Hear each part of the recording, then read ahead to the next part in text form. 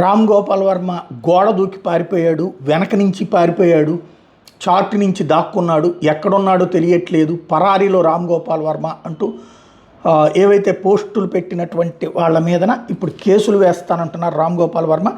నా మీద తప్పుడు ప్రచారం చేస్తూ పరువు భంగం కలిగించి టీవీ5, ఏపీ, ఏబిఎన్, మహా టీవీ సహా మరికొన్ని ఛానల్ మీద పరువు నష్టం కేసులు పెట్టాలని నిర్ణయించుకున్న వాస్తవాలను కప్పిపుచ్చు నాతో పాటు రవివర్మ మీద కూడా తప్పుడు ప్రచారం చేస్తున్న ఛానల్లో చట్ట ప్రకారం ఎదుర్కొంటా అని ప్రకటించారు. ఏదైతే మొన్న జరిగింది, ప్రస్తుతం ఆయనకి ముందస్తు బెయిల్ వచ్చినటువంటి నేపథ్యంలో అయితే ఆ బెయిల్ రద్దు చేయించడానికి ప్రయత్నం జరుగుతుందో పక్కన దాని మీదనే ప్రధానమైనటువంటి అంశాన్ని ఇక్కడ టచ్ చేస్తున్నారు. తన మీద తప్పుడు ప్రచారం ఇందులో ప్రధానంగా ఓ ప్రకటన విడుదల చేస్తూ తన భాగస్వామి అయినటువంటి రవివర్మ మీద దుష్ప్రచారాన్ని సహించలేనన్నారు.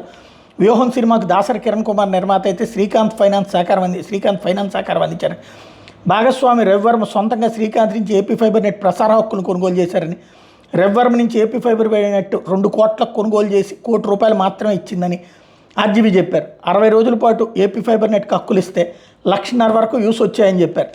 టీడీపీ ఎన్నికల కమిషన్కి ఇచ్చినటువంటి ఫిర్యాదు మేరకు ప్రసారాలు నిలిపేశారని, కానీ తనకు రావాల్సిన మిగతా మొత్తం కోసం రవివర్మ సివిల్ కోర్టులో దావా వేశారని ఆర్జీబీ చెప్పారు. వాస్తవాలను కప్పిపుచ్చు తనతో పాటు రవివర్మ మీద తప్పుడు ప్రచారం చేస్తున్న ఛానల్ మీద చట్ట ప్రకారం చెల్లిస్తుంటారు. ఏదైతే యాత్రాకిను దీనికి డబ్బులు ఇచ్చారన్నటువంటిది అప్పట్లో గౌతమ్ రెడ్డి చైర్మన్గా ఉన్నటువంటి సందర్భంలో వీళ్ళు ఒక ఫార్ములా పెట్టుకొచ్చారు.